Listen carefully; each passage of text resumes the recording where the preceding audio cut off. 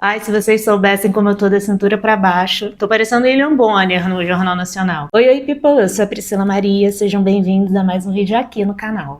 Pretas estão atrasadas? Eu sempre me pergunto isso. Às vezes eu me sinto colocada numa corrida com a minha própria vida. E a verdade é que você não tá atrasada pra sua vida, embora você tenha essa sensação. Por conta de uma sociedade que tá feita aí pra nos adoecer. A gente amadurece muito rápido, mas pra gente acessar as coisas sempre veio depois. O que é disponibilizado pra gente sempre veio depois. Não é à toa que a gente fala da pirâmide, como que a gente tá sempre na base, sustentando tudo, mas recebendo sempre por último. Isso me lembra muito aquele filme O Poço. Se você ainda não viu, dá uma olhada na Netflix e você vai entender mais ou menos do que eu tô falando. Toda vez que a gente acende, toda vez que a gente consegue chegar a algum lugar, é porque a gente luta muito, é porque a gente insiste muito, mas essa insistência também cansa. Isso faz a gente também desistir no meio do caminho de algumas coisas. E isso dá a sensação de atraso. Isso dá a sensação de que a gente não consegue as coisas. E às vezes, por a gente não se ver em grande quantidade em lugares de protagonismo, em lugares de liderança, eu não tô falando que não existe.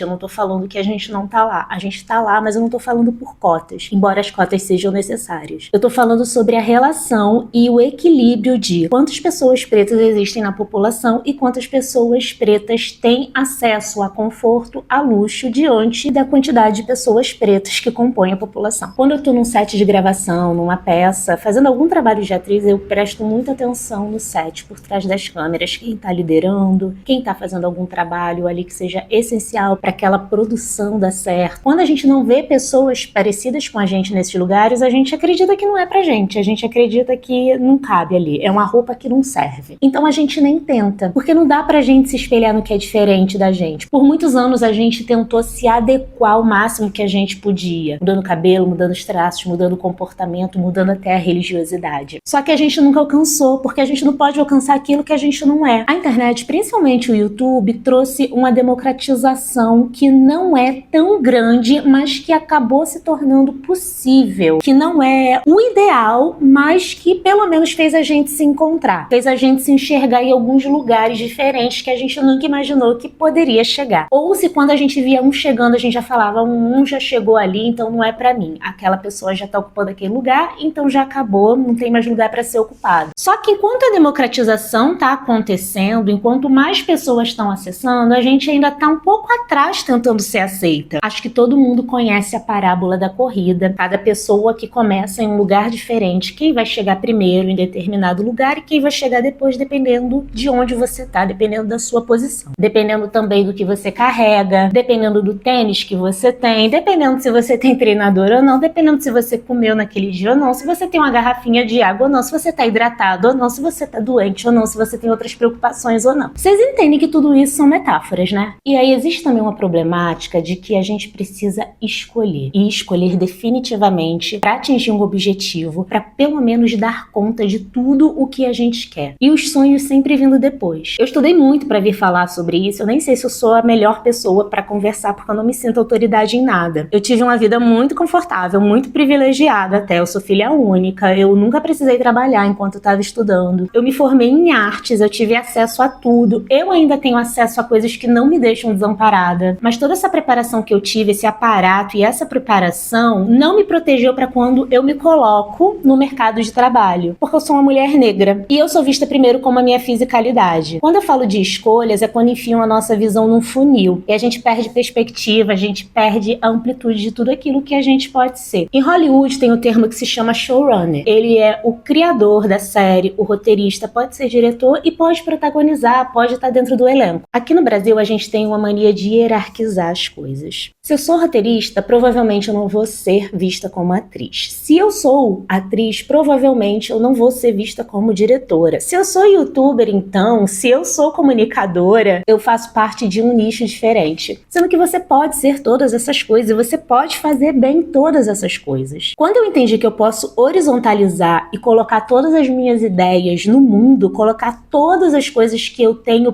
produzindo e que eu aprendi para jogo, jogo e que eu posso me beneficiar delas, eu entendi que essa armadilha é feita pra gente não arriscar. Porque se a gente arrisca, a gente corre o risco de ganhar. Então, quando a gente começa a horizontalizar as funções que a gente sabe fazer, a gente cria oportunidades diferentes pra gente. Só que o racismo é algo tão enraizado que ele é comportamental, ele é sistêmico, ele tá impregnado, ele tá no cotidiano. Particularmente aqui no Brasil, o mito da miscigenação é tão romantizado que a gente acredita na meritocracia. A gente acredita que se uma pessoa estudar, trabalhar com afinco, ela vai conseguir ascender socialmente. Eu não tô dizendo que isso não existe, isso pode existir sim, mas a gente não pode deixar de lado de como que o país foi construído e quais foram as mãos que construíram esse país e onde que essas mãos estão na escala social, na escala monetária. Eu passei a minha infância e adolescência vendo novelas, principalmente do Manuel Carlos, onde se colocava muito bem cada classe social. Qual era a fisicalidade do rico, do Leblon, e qual era a fisicalidade do pobre, que eram as empregadas. E as empregadas eram mulheres muito parecidas comigo fisicamente, com o meu cabelo, com a minha cor. E por muito tempo isso fez eu me perguntar qual era a minha serventia no mundo, se realmente eu estava na trilha certa da carreira que eu queria seguir. Porque quando a gente vê pessoas parecidas com a gente segue os exemplos. E eu vejo isso também no YouTube, eu vejo isso na internet. Nós sempre somos procuradas para serventia. Para o que a gente serve? O que a gente veio ensinar? O que a gente veio desconstruir? Quando, na verdade, a gente só queria viver, sabe? A gente só queria ganhar uns recebidos, a gente só queria ser contratada por uma marca legal e se divertir, fazer viagem, fazer vlog. Só queria ser um exemplo através da felicidade. Só que a gente não tem descanso, né? A gente sempre precisa estar atento e forte, a gente sempre precisa estar vigilante e é cansativo. A gente tem uma jornada dupla, que é criar, que é vir aqui, mas sempre estar protestando por algo que acontece. Sempre estar militando, sempre estar ativa nas ações. É óbvio que isso é uma reclamação, mas isso também é uma constatação dos benefícios que toda essa militância, todas as denúncias tiveram efeito e me trouxeram até aqui, conversando com você. Só que eu queria que nos acessassem mais, não acessassem a gente tardiamente. Porque quando você vê uma foto de uma pessoa preta num vídeo na thumbnail do YouTube de uma pessoa branca, uma menina fazendo vlog, você clica no vlog da pessoa branca, você não clica no vlog da pessoa negra. Isso impacta diretamente nos números, isso impacta nas métricas, que impacta no contratante, que impacta no quanto você vai receber ou não, se você vai continuar aqui ou não com esse trabalho, porque você precisa trabalhar em outra coisa para se sustentar e aí você não consegue dar conta desses dois trabalhos. E eu vejo muita gente desistindo, eu vejo muitos projetos bons que acabaram. Se você for procurar aqui, você vai ver muitos canais que foram abertos, mas que duraram meses, duraram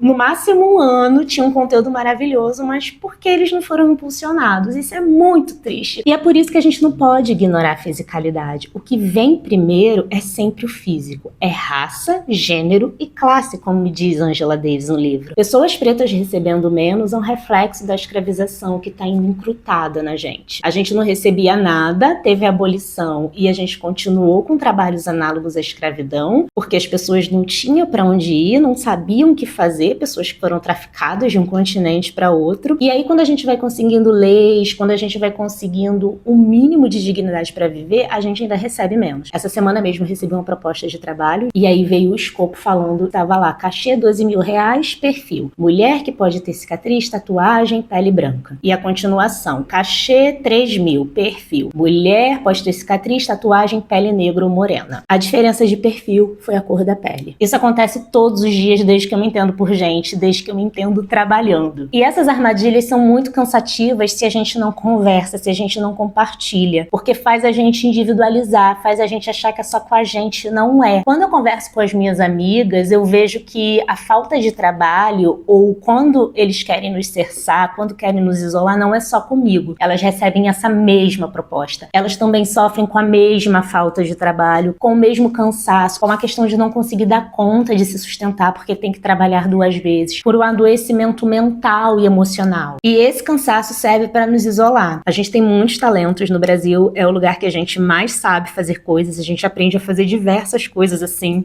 A gente dá os nossos pulos como acrobatas profissionais. Mas a falta de investimento aqui dentro é tão vergonhosa que eu vejo a gente olhando pra fora. A gente vai procurar se enxergar em produções fora do Brasil, como Harlem, Ela Quer Tudo. E eu acho maravilhoso, eu adoro essas séries, eu adoro Insecure. Só que existem produções brasileiras. Existe a minha série que tá aqui do YouTube de graça. Existem diversas séries dentro do streaming que foram canceladas porque não queriam investir em diversidade dentro de pessoas diversas, dentro de um mundo diverso, que é preto, que é LGBT, que é trans, que é feminino. A gente aprende através de símbolos. O símbolo pode ser preto, crespo, branco, liso, largo, fino. A gente relaciona o que é bom, o que é ruim, o que consegue, o que não consegue, através do físico, através da nossa visão. Então, se você tá cansada, se você acha que não consegue, o problema não é com você. Você não precisa se sentir culpada por não estar produzindo, porque essa também é uma grande armadilha, não só do racismo, mas do capitalismo, de achar que o nosso valor está atrelado ao quanto a gente produz. Você pode descansar, você pode se cansar, você não precisa se pressionar tanto, porque não é você. Mais gente está passando por isso. Eu vou continuar fazendo essas trocas e falando sobre como eu vou me relacionando com as descobertas que eu vou fazendo e como que eu posso enfrentar ou traçar estratégias com coisas que me trazem, com coisas que me afetam. Eu percebi que quando a gente percebe como o mundo nos enxerga, a gente pode traçar estratégias muito eficazes para a gente poder viver da melhor maneira possível, não só sobreviver. Se você se identificou ou se você vem passando por isso, deixa aqui nos comentários, conversa comigo, se inscreve aqui no canal pra gente poder estabelecer esse diálogo mais vezes. Até o próximo vídeo, um beijo, tchau!